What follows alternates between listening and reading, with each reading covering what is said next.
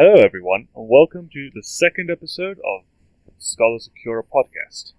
My name is Toa Levoris, and today I am joined by a couple of other members, and today we'll be discussing a lot of techniques about mocking and different opinions we have on other things related to mocking.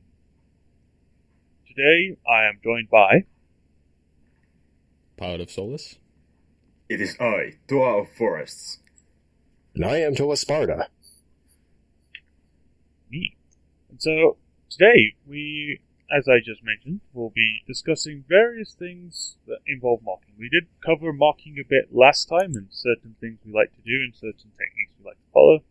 But today we're going to be going a bit more in depth into other things like inspiration and the use of digital and 3D projects to aid in the process of making a mock. So, to start off, I would like to ask you three, what music do you tend to listen to when you want to gather inspiration for a mock you may be working on? Well, for me at least, like what I usually listen to while building, like if anything, is just mainly just game soundtracks, because that's also where like I pull a lot of like the themes for my characters to use in like mock slideshows and stuff. So I kind of like, find those while I'm also, building the mocks. Cool. Yeah, I usually tend to listen to whatever I feel kind of suits the character I'm making at the time. Usually, sometimes I take stuff from instrumental music I find online, and sometimes I'm just chilling out to my nostalgia playlist on Spotify, and I just kind of go, hey, this kind of fits the character, I'll use that. And then sometimes it's just a mix of both. I have got a playlist on Spotify, which is basically, it's called my Bionicle music playlist, and it's just a mix match, and it actually hurts sometimes to listen to because it's so inconsistent. So I listen to a lot of stuff while building, usually like movie and show soundtracks, but I also listen to metal and rock, kind of depending on the character, like you said. I mean, there would be times where I'm mocking and I'm listening to music and I can think like, a certain song fits well with a character, but there are other times where I'm just watching like movie or show clips and stuff like that, and it's not uncommon for me to have certain things on repeat, and I could be listening to it for the better part of an hour as I'm working on this character and whatever it may be, and just be like, okay, yeah, this can work, but I'll just, be so ingrained in there that it's suddenly just like, oh wait, I've been listening to the same thing for an extended period. That feels, I've done that a couple of times. Cool, so what other things do you guys use to gain or gather inspiration for your mocks? Because obviously music is a major thing, but, obviously there's other, sources of inspiration. So, you're not always just jamming out to music and making mocks based on music, although that would be pretty cool. It's a mock purely designed off music. I'm going to do that. But yeah, so let's go ahead and speak about other sources that we usually have for our mocks. I mean, for me, like, I guess since like I listen to like a lot of like game soundtracks, like a lot of my, character inspiration also comes from like games I play. So, like, I'd say that's probably, like, my main source of, like, inspiration for, like, the mocks I build. Though a lot of it is, like, kind of just, like, my own ideas that I, like, come up with. Like, that's kind of, like, what you have to do with, like, inspiration is, like, not necessarily just, copy things that you see in, like, other media, but, like, use that to, like, create new ones to, like, put into your builds. Mm-hmm. Make good adaptations. Yeah. Yep. I kind of, what's the word? Concur? Yeah, concur with the pilot. It's very, very much influenced by games. Occasionally movies, but mostly games is where most of my inspirations come from. Although a lot of my Makuta designs recently have been more towards the film, especially the horror kind of side. Makes it really nice. We talking more of like supernatural kind of horror elements, or like a subgenre of horror? I do kind of like a bit of everything. I do like to make kind of like a treaty-esque kind of mocks, but I still like to have them kind of grounded in the kind of reality I've made for my Bionicles. I don't like them. I don't like spindly mocks, so I don't have any spindly mocks. Mm-hmm. Obviously, spindly creatures is something that's very common in horror, but I definitely like more like, for example, a good majority of my Makuta right now being based off demons and demonic imagery based, like from like the biblical descriptions of demons. So like the traditional like digigrade legs, horned head, occasionally a tail and wings. But they're definitely getting there. They're looking really cool. I'm really looking forward to posting some pictures. Not any like slasher villain-esque like ones, more human or more just basic human based, going more in the supernatural vein.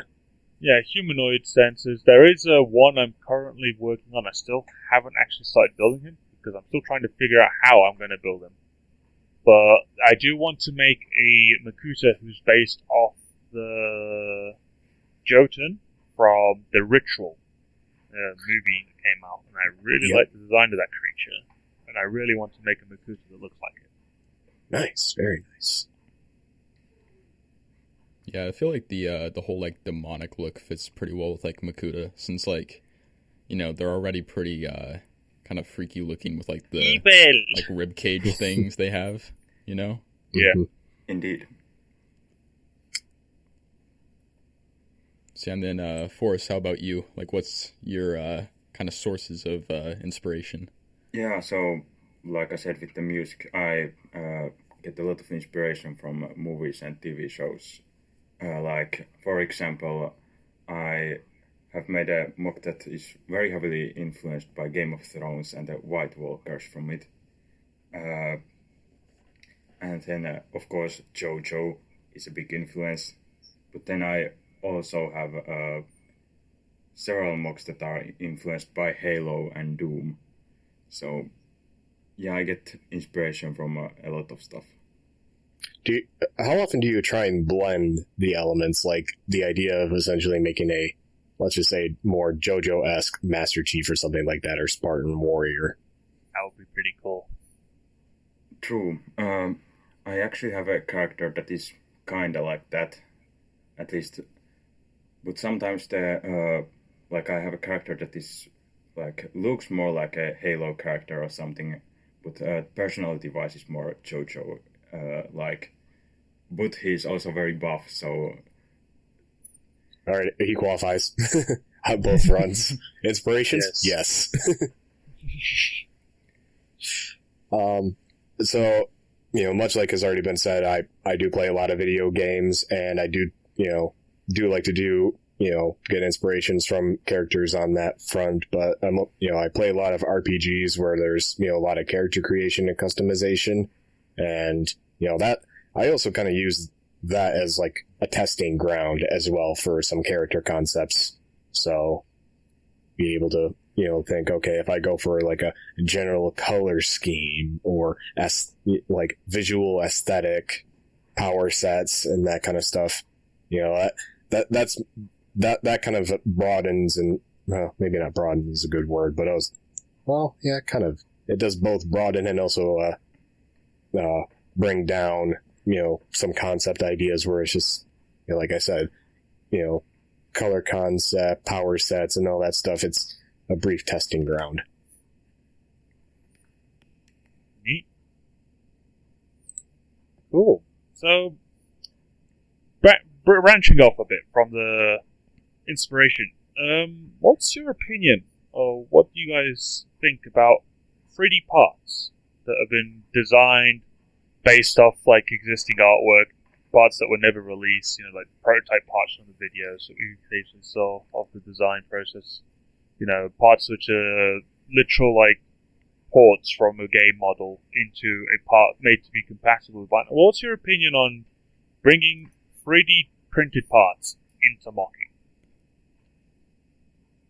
I mean, I love it personally, just because it gives us like a lot of like new elements to play around with. Mm-hmm. Because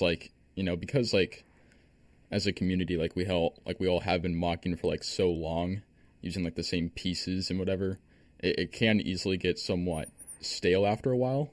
You know, like as much as I love Bionicle, it like, you know, it's like 10 years old at this point, and like nothing is really 20 not, years not old. even like 10 years old. Yeah, It's 20 years old. 20. It's been 10 years since the cancellation. That's what I was trying to say. But you know, like in that time, like nothing really new has like come out of Bionicle, so you know, it kind of makes sense to put that responsibility onto like the fans to create like new parts, new stories, and all that. Mm-hmm. So, you know, personally, I'm like a big, you know, fan of 3D printed parts for that reason. Yeah, I'm in the same boat, but at the same time, there's kind of an element where it's got to be done well. You know, to make sure connection points are, you know, good and stuff like that, to where it's like, you know, if you're going to, you know, connect them in some way, you're not causing any illegal connections or stress to any of the other Lego pieces and stuff like that. Because definitely with the wide, you know, with 3D printing, the end ones, the options are endless and stuff like that. And I'm hoping to get into it one day, but step one for me is making sure I can nail, like, if I'm going to put an axle on the piece or a pinhole. You know, the idea is, you know, I can consistently, you know, have them come out good to where they're not going to be damaging my other pieces as I try to connect them. Yeah. You know, like the quality of like the prints is also pretty important too. Like as like 3D printers get better, like the 3D printed pieces that we make are also probably going to get better too. Mm-hmm. Inherently, like, there's going to be an inherent increase in quality. Yeah. No, Yeah, like I'll notice on like a lot of prints, like especially on ones with like really like a lot of like curvature to them, you can kind of like notice like the lines like in between like layers. Yeah, and you can notice quite easily with a lot of ABS printers is the layers of the print. Mm-hmm. The way basically a 3D printer works is it heats up ABS plastic and then layers it on, following a diagram which is made in 3D. I actually own a 3D printer, and I've tried this a couple of times with varying degrees of success. I printed out a Lever's axe from 2001, and I managed somehow to print it out at like a 0.01 scale bigger than it needed to be, so it's actually a really tight fit into the normal Lego pieces, and it's actually really hard to get it out, but it can be pulled out, which is great. But obviously, you know, as you said, with the cuffs, I can see the seams all over it, and it kind of just like ruins the aesthetic of it. So it isn't clean. Yeah. What's the process that's like called? Sorry, Sparda, you go. There's, I think it's called resin printing, because one of my coworkers has it to where it's not where it's projecting, you know, filament down, you know, like most people think of traditional 3D printing, like Lego described with ABS.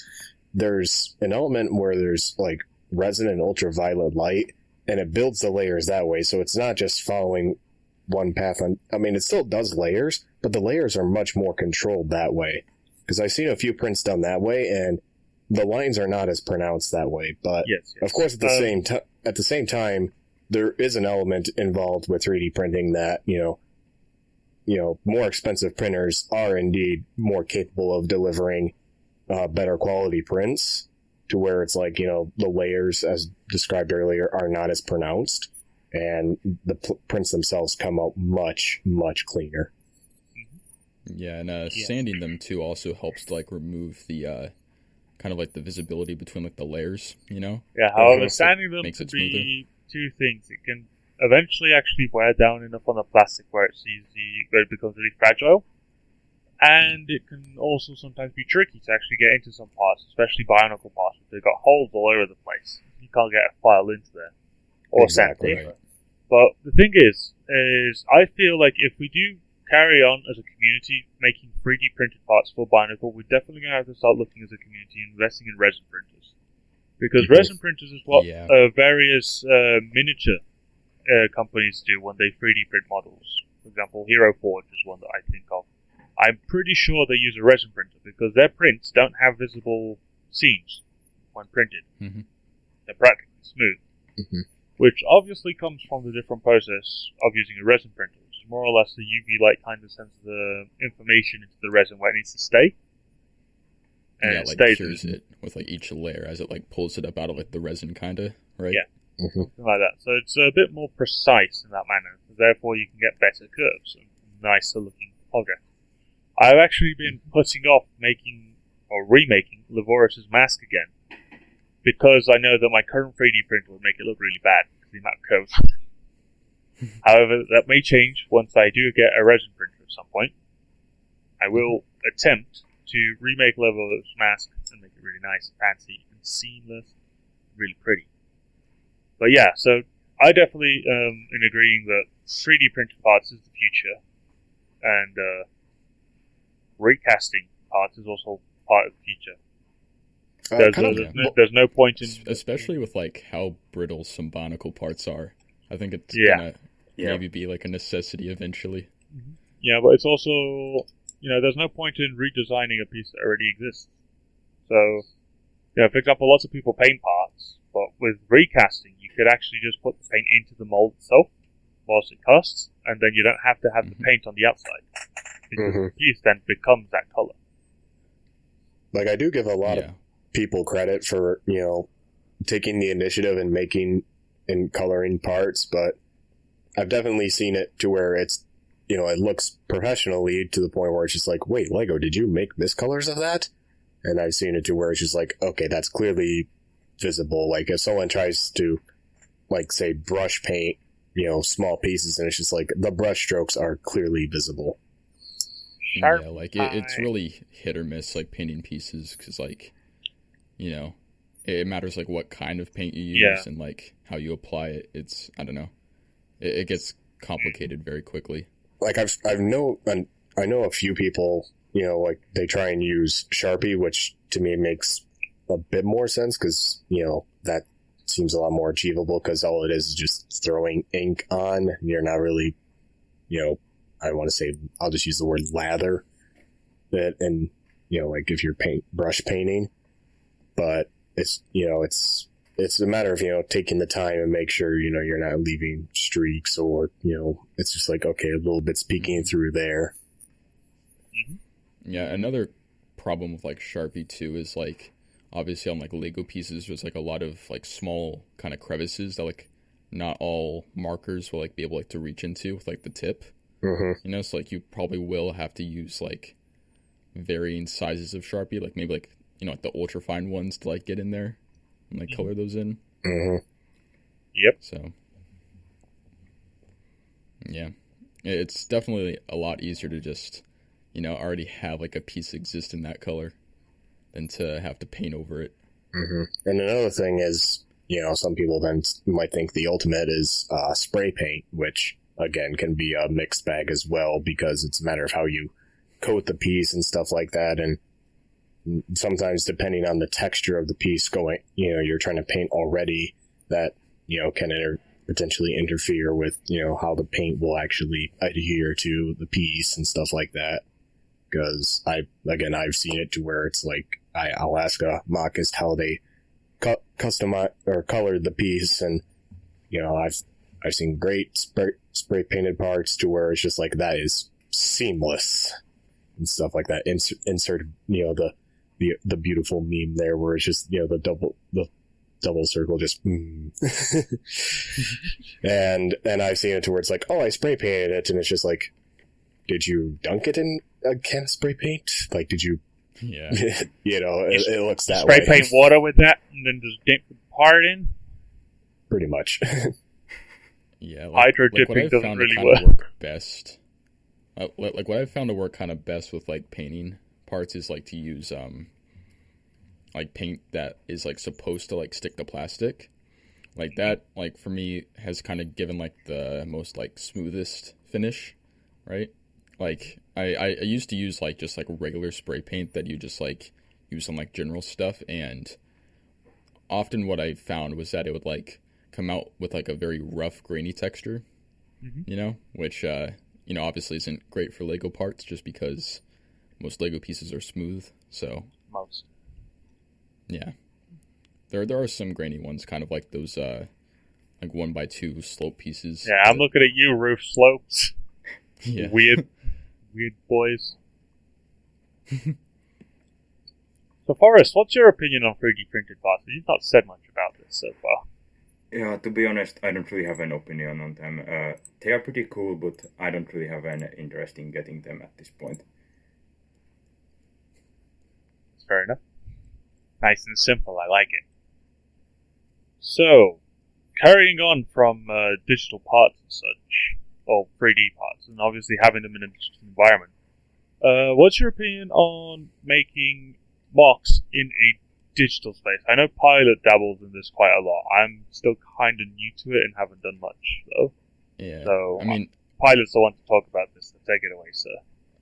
yeah, I mean, I'd say more than just like dabble, to be honest. Like I've done like a lot of it, and in some ways I almost kind of prefer it to physical building a lot of the time, because like you avoid like the cost of like having to buy parts, and it, you know, gives you the space to just experiment with stuff freely because you have an unlimited supply of parts and like an unlimited you know, array of colors.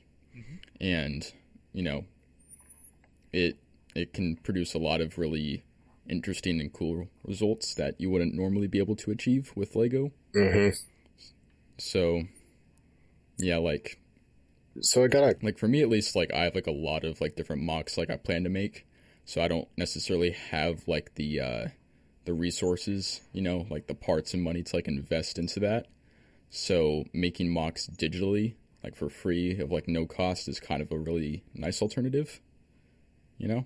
so I kind of have So kind of a bit of a question here on this front as well. Have you used building techniques in like, you know, digital building softwares and that, and then have you then tried to transition it into physical building and have found where it's just like, you know, it works in the computer, but by the time you actually build it, it's just like, oh wait, yeah, there was a bit of oversight there, and yeah, this will not work. I have tried doing that before, like one of like the mocks I made like a while ago, like last summer. Her name was Viara. That was a mock I originally built in studio and then recreated in real life. And I don't know, like you kind of have to take into account a lot of like the stuff you're doing in studio, right? Like what I like to do a lot of the times, just try to like recreate what I'm building in studio with like the parts I have on hand. Just kind of like make sure it works. So like if there is like a build I'm doing that like is kind of questionable of like the legality of it, I will usually just like pull out like my own like physical pieces and like try to replicate it to see if it like works. Oh, okay, so you do. So you kind of work both, sync, you know, and you know, and sync them together because I haven't done it yet, but I mean, again, what I mentioned earlier about, you know, doing concepts and stuff like that. You know, to me, it's like digital building. That is like an ultimate proof of concept. You know, like you're saying, and plus it lets me get a sense on realizing, okay, do I have these pieces and all that? Do I have to get these pieces and stuff like that? You know, then at that point I know what I need, and you know, instead of like being like, oh, I'll, you know, buy some parts on Bricklink, and then it's suddenly just like, I might need this piece, I might need that piece, and suddenly it's just like, wait, how many stores have I gone through and said that? Yes. Yeah, like it definitely is possible to like recreate stuff you build in studio in like real life. The main thing is like you just have to be kind of mindful of like what you are building, you know. So, but test it. There is like a collision tool on Studio, but like, you know, it usually doesn't work pretty well or work that well, you know, because like it's kind of buggy. So okay, like a lot of it's just like your own intuition. So does Studio also have like system pieces in there as well? Because I know there's a lot of people that, you know, they're able to blend Technic and system pieces, and you know, just when they do some stuff for filler, especially like in stuff like Metro and Roxy Limbs. Like Studio, like base like vanilla Studio, like unmodified, like it has like way more like system parts than like Bionicle parts. Like for whatever reason, like they didn't add like a whole lot to it, like on a base level. So people like in the community have like created like parts packs for Bionicle to like people to like download and like add to their studio, almost like modding, right? So like that's where you get like a lot of like the Bionicle pieces and 3D printed pieces in studio and stuff like that. Okay, so personally, I'm not really a big fan of digital building because, first off, I like having the physical model. It's like part of the reason I make them even. And secondly, I like having the limitation of like physical parts. I get that. I can definitely. I mean, that's reasonable enough. I more than respect that because there is indeed something much more gratifying about it's one thing to have it in a computer, but then to actually then have a physical model, there's definitely much more something satisfying there as well. Like I mentioned earlier, I would love. I haven't dabbled into it yet, but I want to use it as a final proof of concept in prototyping. Just and then at that point, it's like what I've got in my head gets into at least a different medium. And then I can actually turn it into, the physical model itself by building it. Mm-hmm. Yeah, like there's definitely pros and cons to both. I mean, I don't see many cons with it really. It's just, it's just another tool for me because as I'm building, I can spend hours, and the idea is just like, okay, what if I want to mix something up here, like a new custom torso or something like that? I could be scratching my head for hours with what parts I have, and it's just like, I go one configuration, okay, this is working, okay, no, and eventually it's just like, okay, I gotta, clean this up and stuff like that, and then it's just like, okay, I can save some concepts in a computer, and I can always refer back to it and stuff like that, and without having to take apart what I've done originally, kind of thing. Mm-hmm. Yeah, well, so I definitely find digital building interesting, and I actually really like some of the mocks people do make. I personally still prefer building stuff in physical, just because I do like the gratification that you get when you finally get those pieces to work together. Yes.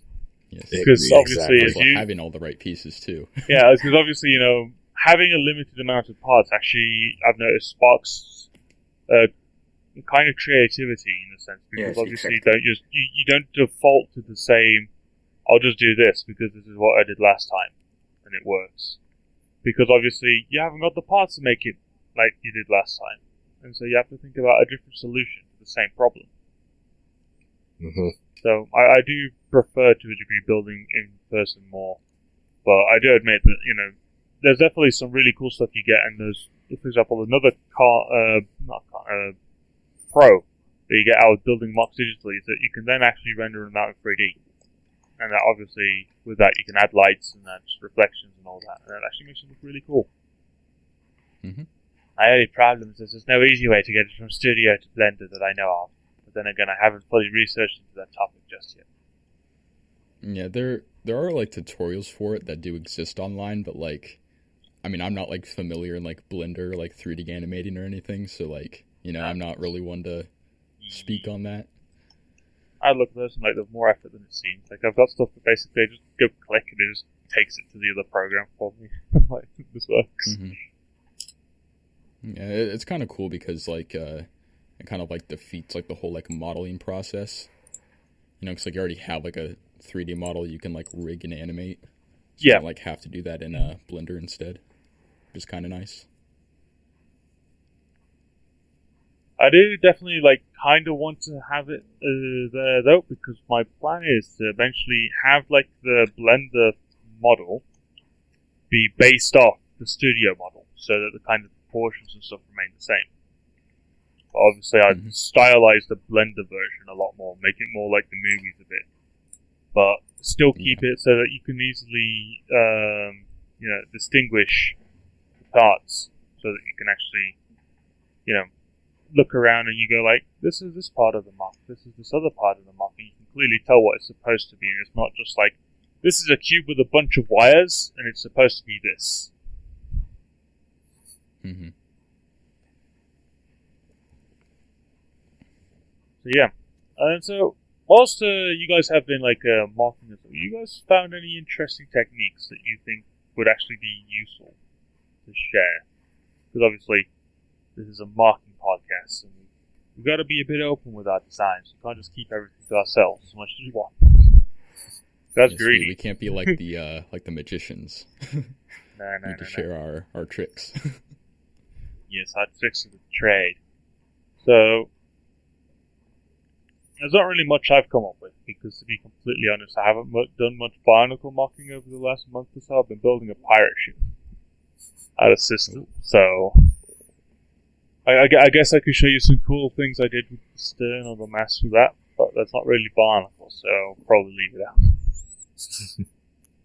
Follow our social media.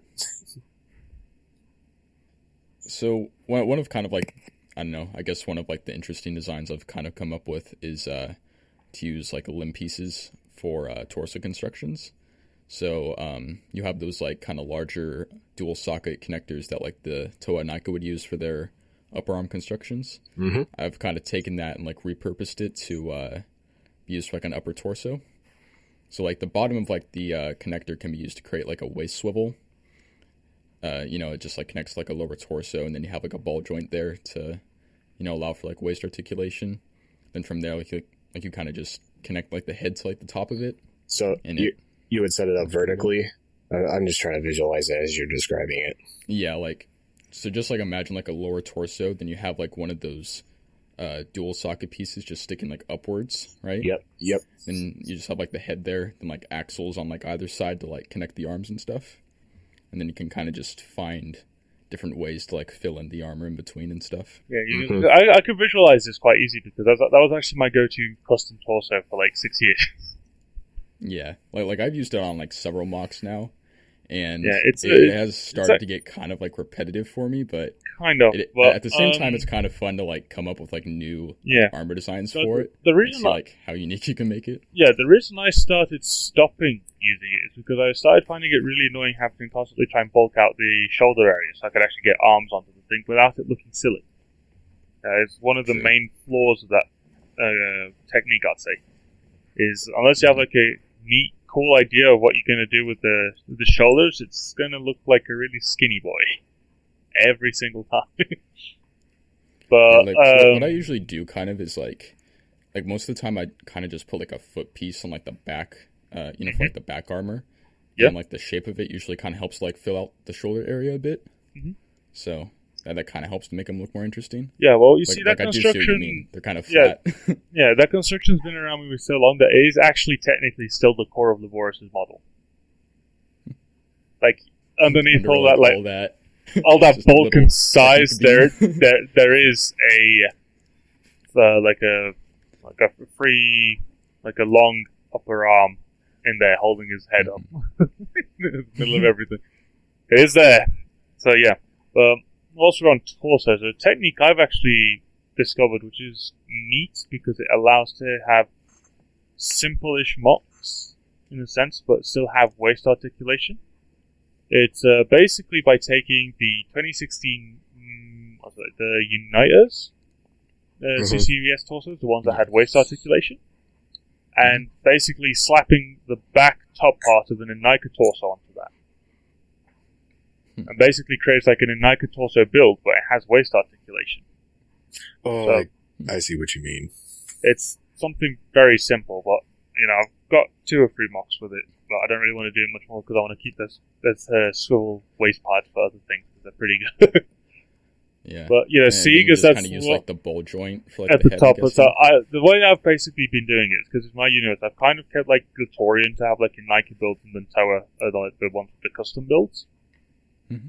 As a way of differentiating them from simply looking at them. But, obviously, Glatorian, from their nature, actually benefit a lot more from having a swivel waist than Toa did. Mm-hmm. Due to the whole, gladiatorial, fighter stances that they always constantly pull, because obviously Toa have the excuse that they can just kind of do whatever they want because they have elemental power. Right. Mm-hmm. But, Glatorian aren't really that case, so they actually have to pull a lot more of these more active poses. So having that swivel waist joint actually really helps. Mm-hmm. The only problem I've got is I've got 2 mocks which would be really good for that because they're my 2 main Glatorian, except the way I've built their torsos, I can't actually armor up that thing properly to make it look good. The Which few, they're Another stuck problem with that the can they're kind of stuck arise with the generic. sometimes. Go on. Yeah, and like another problem that can kind of like arise sometimes with like torso designs is like if a mock is like really like top heavy, you like, you know, if it's just like connected by like one like ball joint, it can like fall over really easily, you know? There is a reason why Levoris has 2 pistons on either side of his waist, and it's not for the looks. Yeah.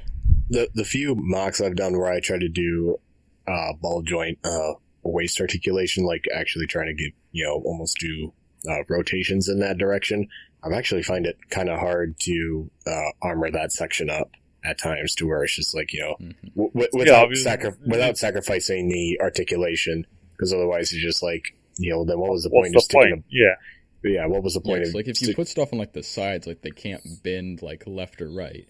If you put stuff on like the front, they can't bend forward. Mm-hmm. You know.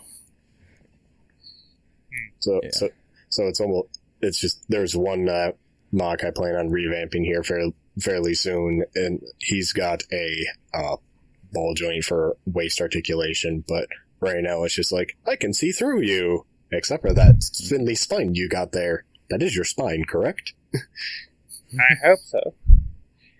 Another torso technique which I've been using for my Baraka and Skakti revamps is a Vaki lower leg, Mm-hmm. the H-shaped connector piece from Fantoka and Mystica to allow the Matoran and to connect to the back of the models. Oh yeah. Put that in there, and then you get the Baraka torso. You stick that on there. Now, basically, I like the shape it adds. You're allowing to basically have a ball joint at the bottom, and you still have already a ball joint at the top ready for what I then use is a Metru upper limb, so like the shorter one. Put that on there, and then basically that also helps the Baraka or the Skaki to have a bit more of a hunched appearance, while still having now more points of articulation. And I think the best piece about this is that the tail doesn't expand way past the legs, meaning they can't use stuff, because that's really annoying. You can't sit them down when they normally do. Yeah. Interesting. That is like one kind of important thing on mocks that I feel like a lot of people overlook, is like adding more points of articulation to a mock like really helps it to be like more expressive, I feel like. Mm-hmm. But at the same time, it can be detrimental, because if you add too many, then it becomes weak. Unstable. Potentially, it depends on the sizing and everything. There, I suppose. I mean, it depends on the size and the weight of the pieces and the greeples you put on it. Yeah, like on Levoris, because he's like a super big mock. He's kind of limited in like the amount of articulation he can have, I'd imagine. Yeah, well, I've support that weight. I've actually reduced the amount of articulation he had, because before he used to have swivel in his biceps, so he could like rotate his lower arms. He still has it in his biceps, but he used to also have it in his thighs. But having it in his thighs prevented me from adding any other kind of addition to him, giving him stability. So what I've ended up doing is I basically replaced his knees with ratchet joints instead of like actual ball joints, and basically took away the swivel completely. So it's kind of sad knowing that Levoris technically can't cross his legs, but he can do it in the animation, which is fine. But the actual mock can't do it. But that's for stability reasons, because without that, he can't actually stand up. Well, he would just like fall over, right? From, like, weight. You said his knees, right? You put the ratchet joints in his knees? Mm-hmm. Well, if your knee is able to pivot, I got some serious questions. One, are you in pain? Is your knee broken? You need a doctor. Exactly. Call Barracks, he can patch you up. He'll like open up your insides and rewire you so that your legs walk backwards. I would never become a bird. Barracks to operate on me. Just little man in the desert wants to give me a surgery. He kind of like looks at you, he's like, this organ will add nicely to my collection. Just takes your liver, pockets it. It's like, I need that. It's like, I don't know what you're on about. Like, stitches you back up. Okay, so probably wouldn't even use like anesthetics either. Yeah, so for techniques, I have one thing to say. Use tires, all the tires, at every possible place. They fill in bones, they can add friction. They're just the best. Yeah, and by bones, are you referring to like CCBS bone pieces? Yes. Okay. Yeah, Because for example, on yourself, Mock, I think you have some tires right on like the midsection of like a bone piece, and you're able to get that to fit on there nicely. Correct? Yeah. Indeed. It also kind of looks like muscle too. I've noticed, like using tire pieces, so it kind of helps nail that the biomechanical look a lot better. Exactly. Yeah, for example, for Levoris' swivel in his arms, I do have tires to help add the friction, because otherwise they would just freely rotate and it wouldn't be stable at all. Mm-hmm. I haven't tried that yet.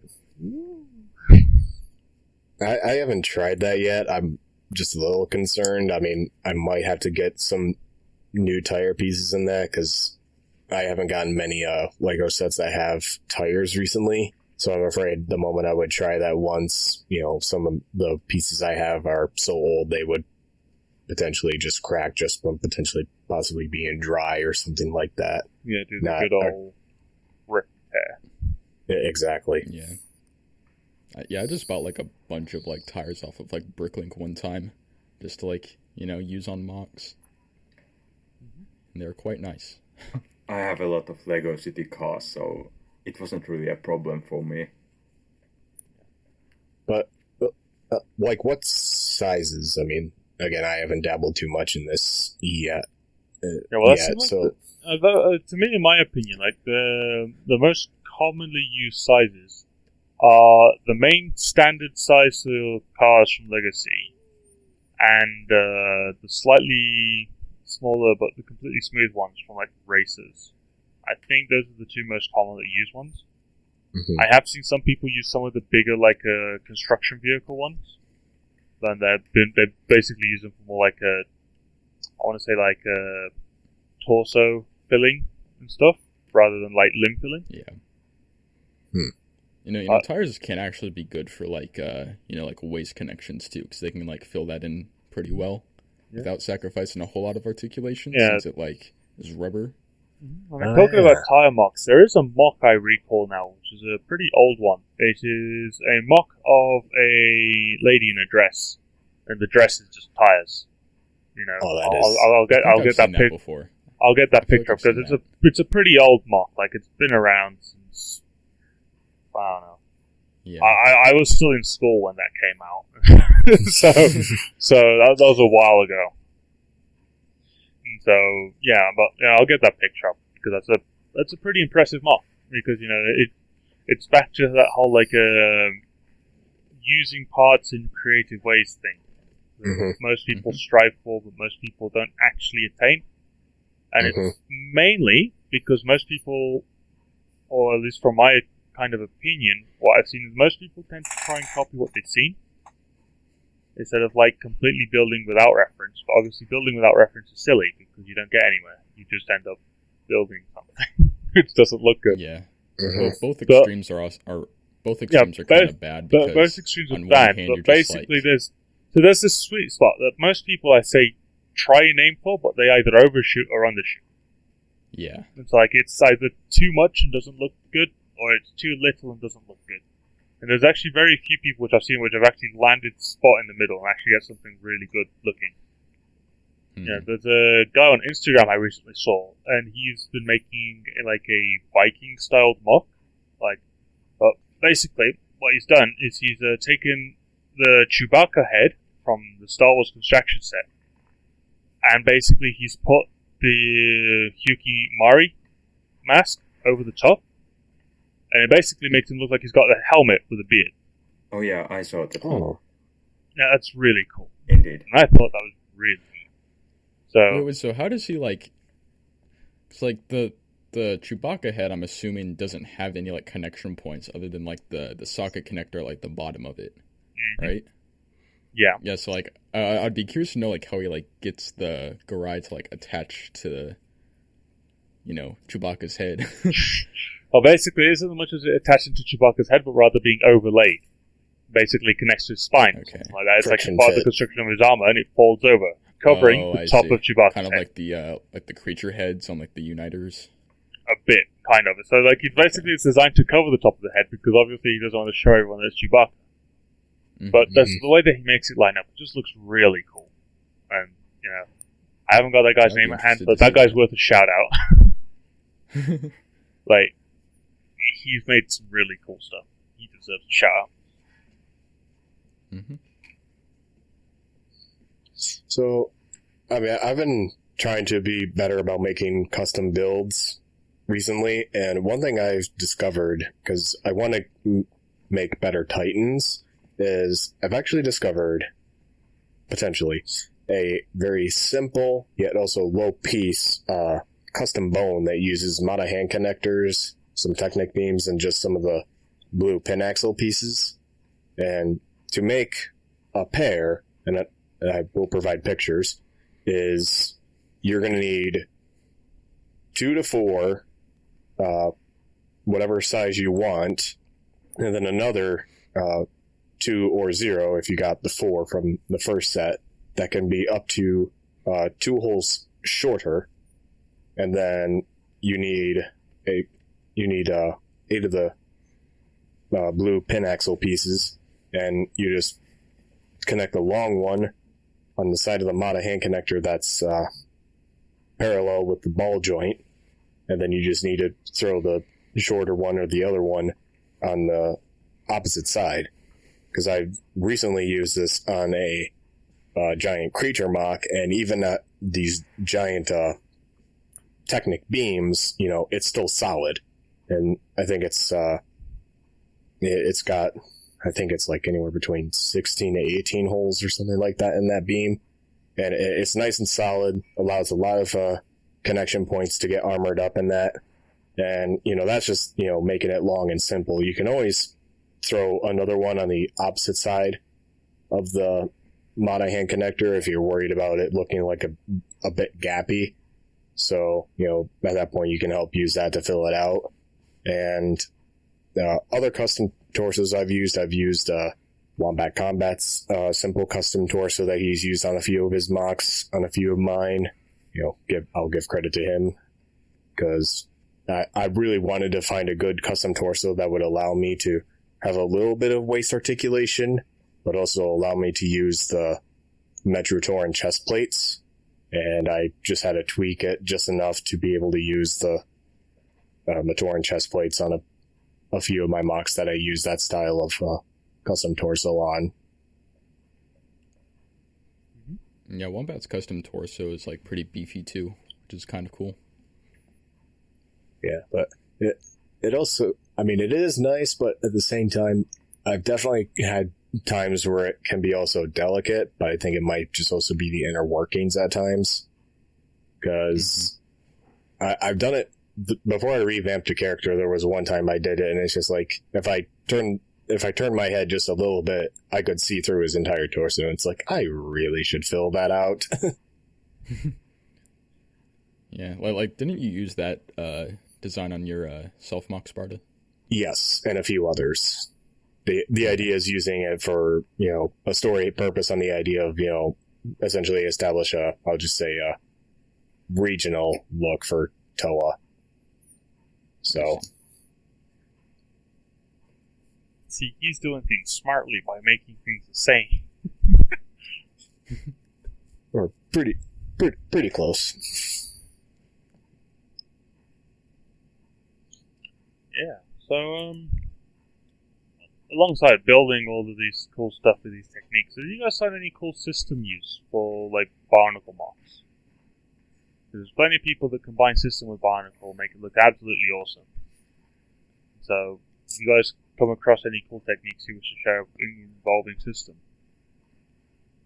I mean, I don't really have many, really, to be honest. Like the only places I ever really use system on my mocks is just like for greebling or like filling stuff in, Like, I don't have any, like, huge, like, brick-built areas of, like, mocks or anything, typically, so yeah, I'm not really one to comment on this much. Yeah, I mean, I've seen across various mocks a lot of great use of a system for even some core elements of the build, but I've hardly even used it even for greeveling, not trying to be a technic purist, but it's just like I haven't really dabbled and researched it too much. I use quite a lot of system in my mocks. For example, my self mock, which you have all seen. System parts are really useful for filling out gaps, but you can also use them to create like unique shapes and stuff you couldn't do with Bionicle parts. Just kind of a bit of a clarification. Are we going to classify system pieces like, we're talking strictly pieces like with studs and, bricks and stuff like that? We're not going to be counting like, let's just say like vine-based pieces or energy effect pieces like the small transparent flames? Because those have made a few appearances in regular Bionicle lines. I mean, of course, another thing to state is they're all Lego pieces, but we're talking strictly. I'd say it's probably more just like regular Lego bricks, right? Well, also, I think we're talking more about regular kind of stud and socket kind of assemblies. Technically speaking, those vine assemblies and the fire stuff would technically still count as system, as it's designed mainly for use with system builds, not as such Bionicle. Otherwise, it would have been an axle, wouldn't it? Mm-hmm. Yeah, it would have been like a system element that they like carried over, like into Bionicle, kind of. Mm-hmm.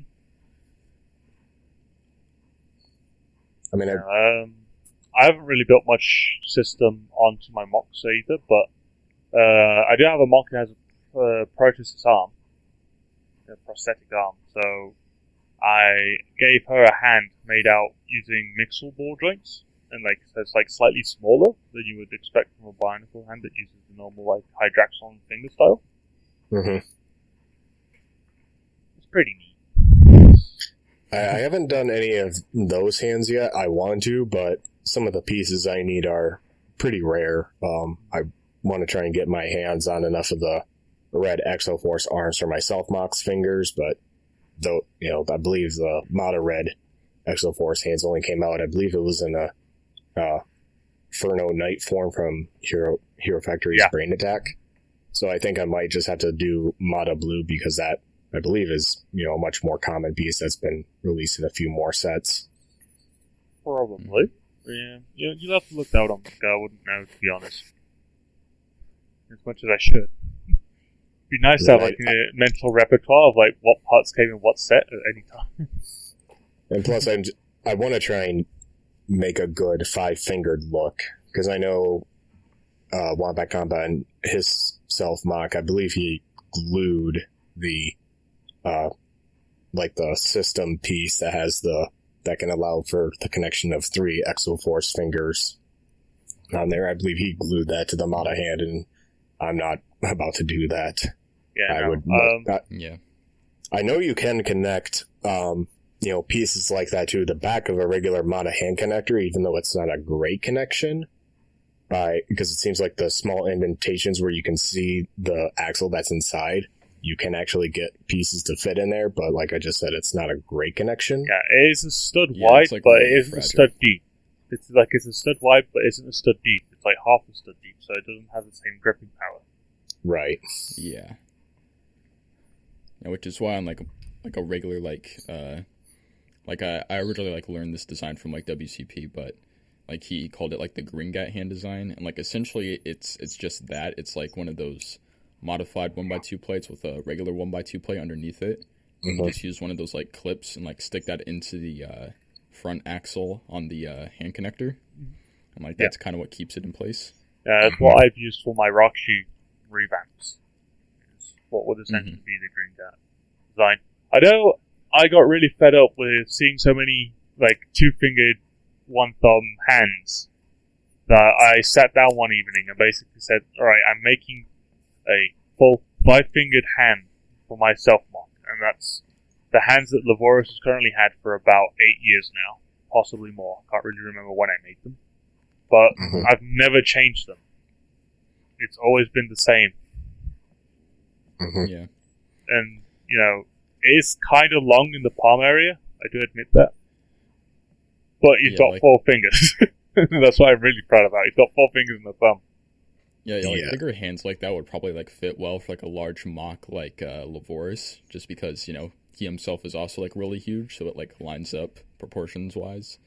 But you know, like it probably wouldn't like fit super well on like a regular sized mock, just because like, you know, they're like all tiny, then they have these like huge hands.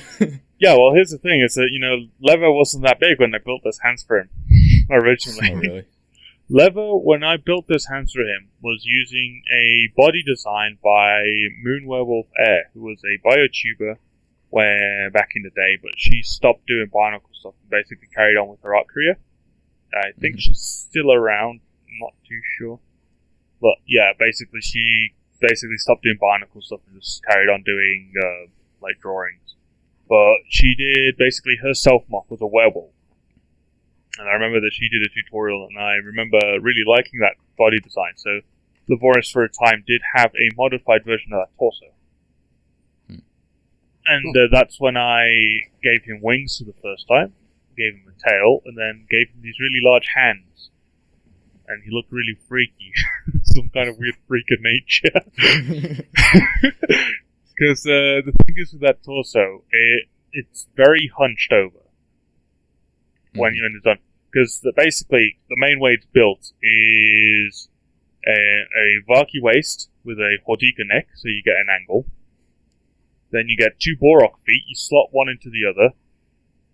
And then using the circles, like the circular pins on the Borok feet, you put 3 long pins through them, and then basically attach either a Nike or a Baraka feet to it, or metric feet, as long as they got like the 3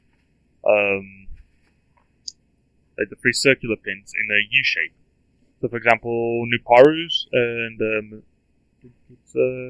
Nuparu, Kongu, and Harley, their feet had like 2 circular pins on either side of the pin connector for the ankle, so they wouldn't work. Because it needs to be the U shape. It needs to be like the V. So basically, it's kind of like what a Metrofoot has, like where it's so it has to be like pins on either side, then like one at the back. Yeah. So as long as it has that triangular configuration, it can actually basically those slot onto either side, and then using 2 other Hordika necks, you slide those onto the feet, and that's where you get your shoulders from. Yeah. And then the neck is basically the front Borok foot. I've actually got a mock that I rebuilt using that. I think it's actually... No, as a matter of fact, it is actually my Vampire revamp. Which is funny because Moon Werewolf's Air... Her name was weird. Kate, it was a single word, and I never really memorized what order the words were in.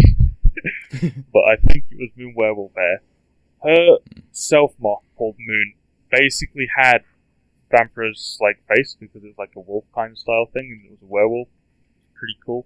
So I find it kind of ironic that I used that kind of design to revamp the vampire bat that the mask was originally from.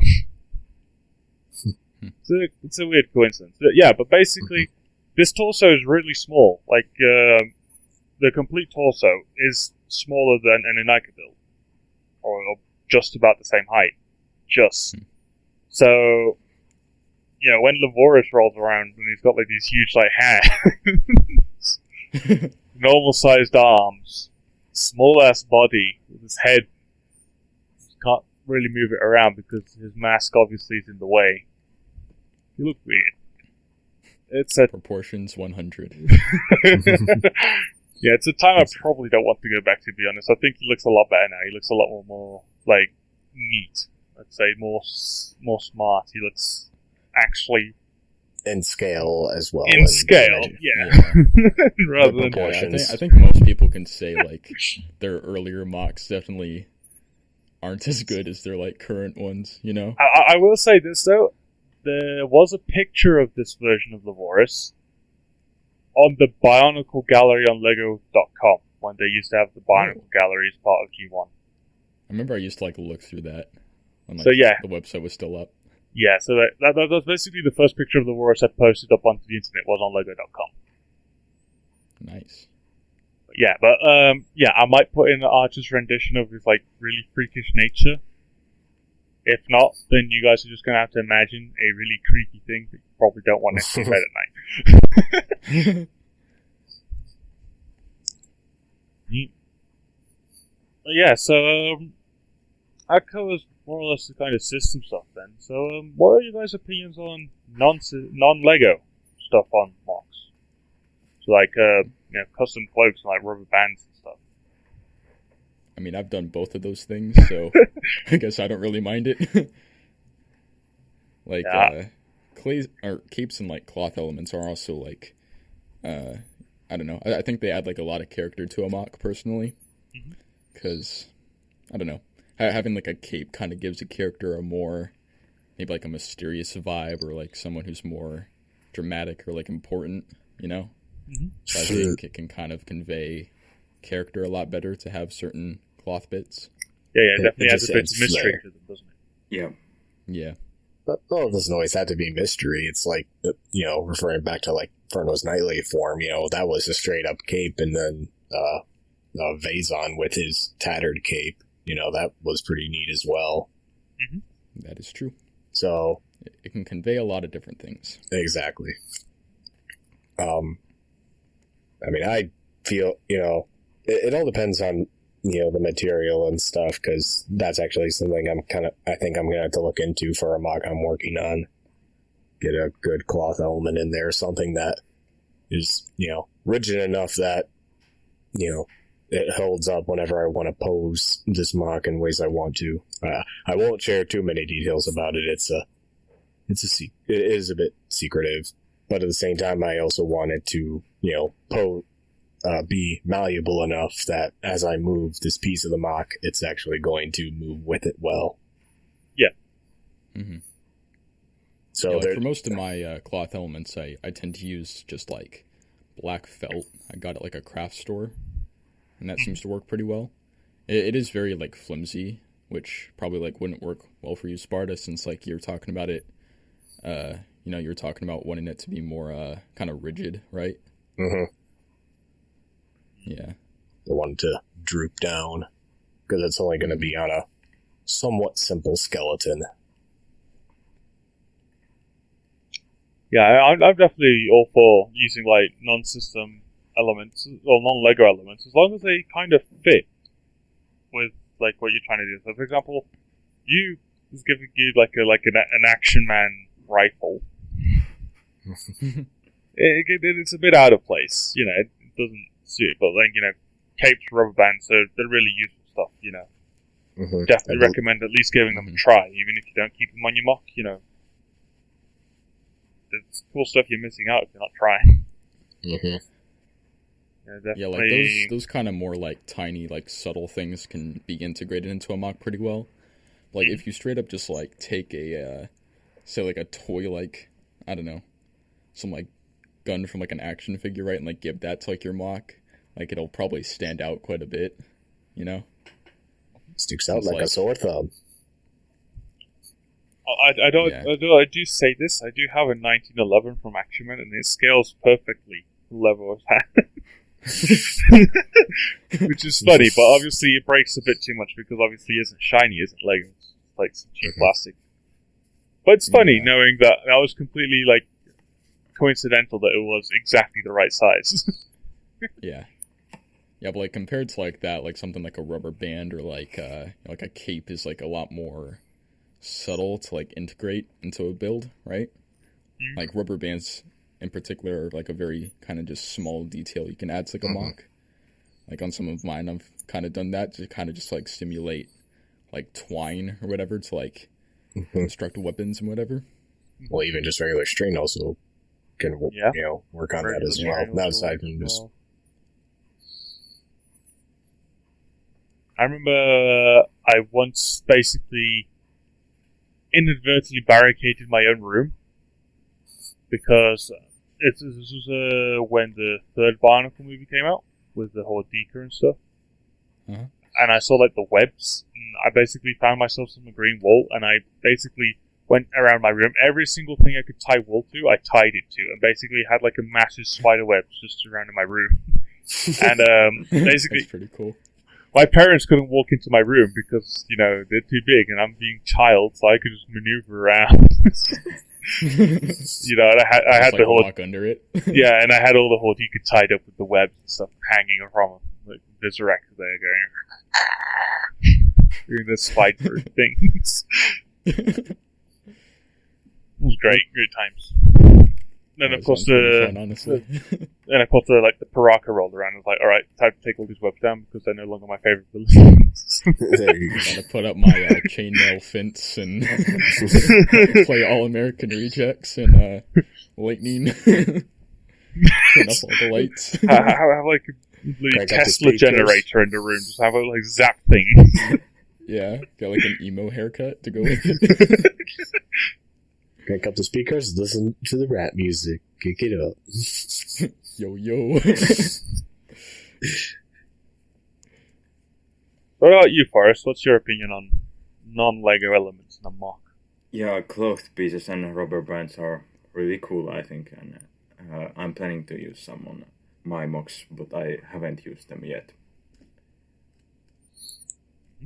Kind of in a similar vein to that. I mean, I feel like we just mostly been strictly speaking of like cloth and rubber bands. But what about like other plastic bits, like buying just like a base bit of plastic and trying use something like that for some fillers or something like that? I know it seems a bit out of left field, but at the same time, it's just like it hasn't been really used too much. But it's just if one day we ever do come across something like that, or even something like styrofoam, something like people would try and use his shape and stuff for filler. I mean, I do remember a while back I found some guys that made a couple of swords, like Buster swords, like Cloud Sword from Final Fantasy, like Gun Sword from Berserk, like really big swords. He made them out of a material called plasticard, which is apparently really cool. I've never used any, but I've held it in my hand. It's basically a similar material to that kind of stuff that credit cards and debit cards are made out of. Yep. Unless you got like metal ones. There's like a really hard resistant plastic, but it's actually really flexible at the same time. Mm-hmm. And so basically you get this, you kind of cut it up a bit, and basically he made layering it onto itself a couple of times adds rigidity and all that. And so basically he made himself some swords, and then super glued some axle pieces onto it so he could actually just have his barnacles hold it. It actually kind of looks cool, If you're willing to sacrifice an axle in order to get a cool sword, I think it's worth it. Cool. Mm-hmm. I think it works pretty well in that case, because it's like a weapon. I don't think really plastic would really fit that well if you're just using it to like fill in parts of like a mock, just because you can already kind of do that with like normal Lego pieces. Mm-hmm. So it's kind of redundant in a way, in my opinion. Like with the cool thing about like cloth and like rubber bands is like those can actually like add something to a mock that like regular Lego can't, right? Mm-hmm. Like cloth material is like something like completely different to like what Lego is, because like that's just plastic. Like cloth like moves differently, and it kind of like, I don't know, it can complement it really well, like we were talking about earlier. Mm-hmm. But what about it's I haven't seen an example of this, but who knows? I'm sure there's some mocks out there somewhere. But what if someone trying like shaped styrofoam to try and fill some gaps or something of that nature? Kind of what you just mentioned about the plastic, other bits of plastic outside of Lego. It could work, but you'd only have to know how to treat the styrofoam, because obviously I don't think most people enjoy having like white styrofoam inside of their mock as filler, so they'd probably try and spray paint it. The problem is when you spray paint styrofoam, it dissolves. Right. So you gotta know how to work with it. Mm-hmm. Yeah, like what I'm just kind of picturing is like someone just like taking like little bits of like styrofoam and like stuffing them behind like a chest plate or something, which like probably like wouldn't be like what they actually do with it, but I don't know. Mm-hmm. So to me, it's kind of like the same case with like the plastic stuff, like using that as filler. Like it kind of just stands out too much. You can kind of just do like the same thing with regular Lego. Mm-hmm. At the same time, it could kind of work. Yeah. Like, I'm not against it necessarily, but it's not really something I would do. I remember there was also a while back when I was looking into there's custom masks made out of like sculpting materials, like clay and I want to say green stuff, but it's probably also known as modeling putty. Oh, really? Unless you guys know what green stuff is, but that's a very specific thing. It's like a product. But basically, there are some people out there that have made like clay or custom masks in that way. Uh-huh. So basically, the custom masks I made is basically more like cutting up actual masks and then basically rejoining them using green stuff. Like sculpting and actually making them look nice, rather than just depending on like super glue. But obviously, there's some people that basically took it a step ahead and basically just made the entire thing out of like sculpting material. Wouldn't that potentially be heavy? I feel like that just the base material in of itself is much more dense than just plastic and stuff. So I'd be concerned about weight. Top heaviness is already a potential problem in of itself with just using regular Lego pieces in mocks at times. So I just feel like the moment you would try and put that on the top of something, even just a regular Toa size mock, and the condition of your pieces, you can potentially just be like, come on, head, stand up, and you keep falling over. And your neck is not strong enough. Definitely is kind of heavier than like plastic, even if it is like a smaller thing, like a mask. Because hang on. No, I don't think that one was made of clay. No, I don't think it was. I think that was another bit of a plastic mask. Because I think I've seen a few, handmade masks, but I believe those were, hand-molded plastic, not... Yeah. I remember clay. I remember the first custom mask I tried making, which was a complete disaster, and it never actually got finished because it never worked properly. So I tried making a mask out of porcelain, but, that stuff dries really quickly, and you can't actually do anything with it. If you don't know how to treat it, it kind of becomes brittle and breaks, and, it's really heavy for no reason. Like, a lot heavier than clay. So, yeah, that was a failure. That was like 11-year-old me thinking that I could make porcelain masks because, I saw some person on YouTube do. Yeah, because, like, porcelain is, like, the same stuff they use to make, like, pots and whatever. And, like, imagine, like, how heavy, like, a pot is, I'm putting that in, like, a Bionicle. Like, I don't want you to break your neck, but here, let's have all your pieces, like, become lime joints now. Oh, jeez. The curse of the porcelain mask. Oh, 8 lime joints. No. Another reason why we need 3D printing. Yes. Lime joints. So we can have lime. Yes. So we can have lime joints that actually function and don't snap and break. Yes.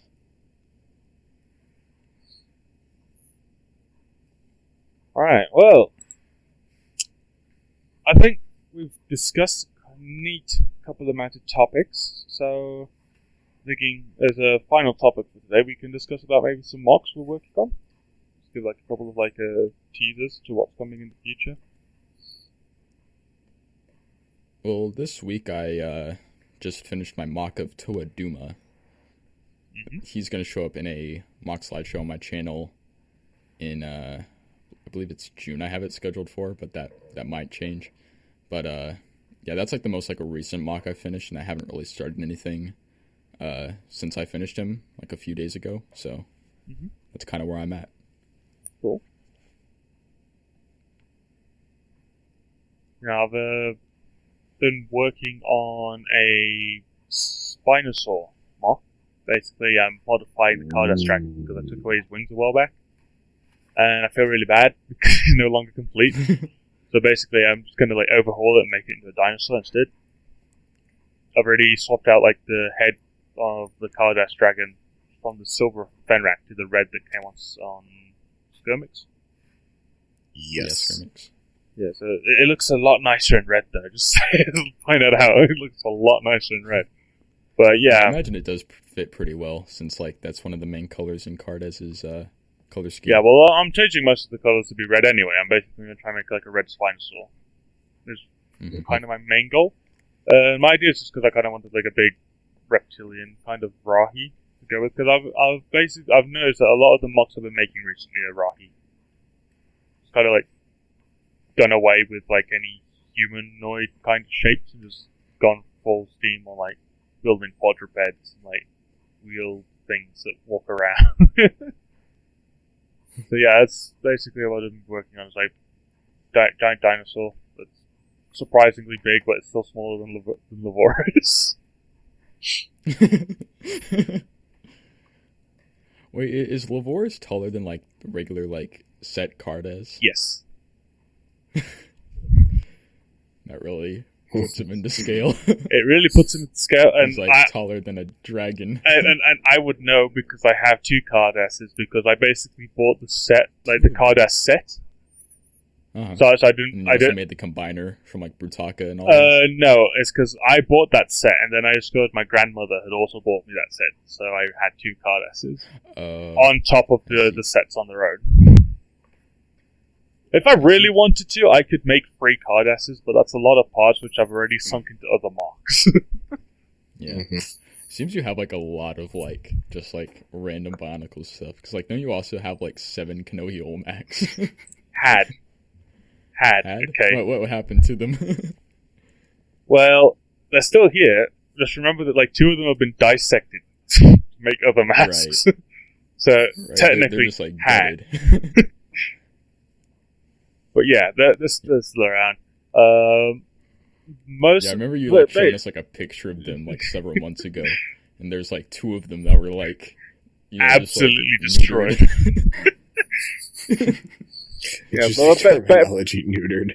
basically, if you think about it, most of the masks after the Metru line, I have 2 of. Like, there's very few that I don't have 2 of. So, for example, one that I know I only have 1 of now would be Liwa Nua from the Pantoka line. And that's because I took the original one I had to make Levoris' mask. And then I got it back when I bought my friend's collection of Bionicles when I went to college. It's great. Because I remember basically... Most of like any mask I have is like... I have like 4 or 5 of like the adaptive... whatchamacallit, Kakama. From 08. No, that piece came with like everything though. Yeah, exactly. I've got 2 of those. I got like 3 or 4 Akaku adaptive. I don't know where I got so many. I only recall actually buying Kopaka once. I have no idea where these other ones would come from. Maybe like Bricklink or something? I've never bought from Bricklink. So, you know, I have no clue where these masks come from. They just appear. Randomly appeared. Yeah, I've got 2 Kalma. I've only got 1 Prydak face. I've got like 4 Elec faces because for some reason people really like Elec. So I got him a whole bunch. I got Karapar once. Kalma I got twice. I got Nocturne once. Is it Nocturne? Like the basically He was blue the... Karapar. Yes. Yeah. Yeah, it's like the bioluminescent one. Yeah, I got him. Because basically I have another friend who basically built him himself mock as a Makut with 2 heads. We gave him the Takadox and the Karapar, like with the Nocturne head. So it's like the both bioluminescent, but there's like different shapes. He looks pretty cool. I'll probably get around to taking some pictures of him as well. But yeah, I got a lot of stuff. I don't want to because I could probably add like another 10 minutes of just listing through the masks, let alone the parts and sets. Yeah, so we'll leave that for next time. So in the meantime, let's actually continue with the questions. So Forrest, do you have any mocks you're currently working on that you'd be willing to share some information about? Well, recently I've been mostly revamping and upgrading old mocks. So, for example, actually these past few days I've been upgrading Feng Shui, who you might remember from my video I did last year. Yeah, he killed Pahatsu. he's kind of like a Deadpool in my story. So he breaks the fourth wall and stuff. And I think his new form is more shows that more and shows his personality more. Mm-hmm. So yeah, might be posting Cool. pictures of that sometime later.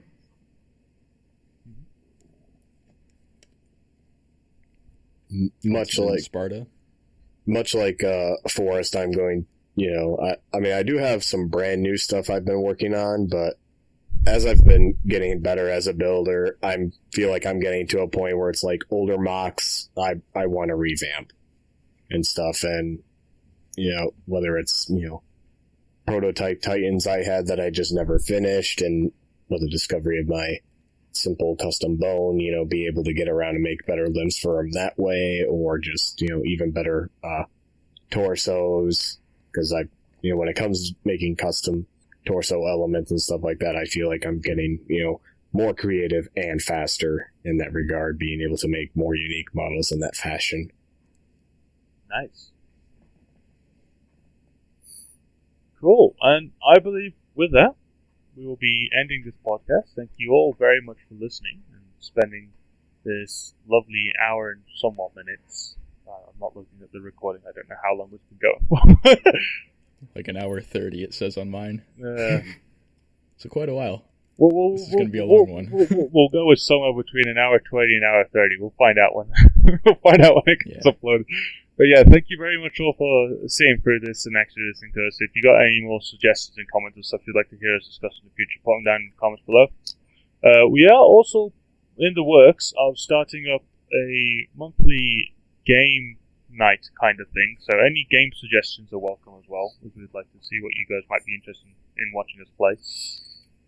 And for now, don't forget to like and subscribe. Like and subscribe to channel. We hit 50 subs recently.